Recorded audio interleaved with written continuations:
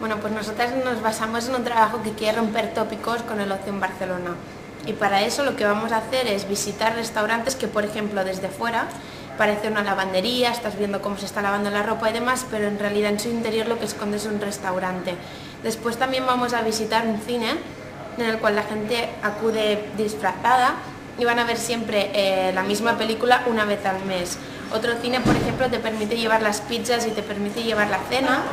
Y luego vamos a ir a teatros también en los cuales tendremos que apuntar, por ejemplo, los asistentes apuntan una palabra y con el total que se recoja hay un monologuista que tiene que ir haciendo su monólogo en función de las palabras que han ido apuntando el público. Entonces queremos ver una visión diferente del ocio en Barcelona basada en teatros, en cines y en restaurantes que rompan tópicos.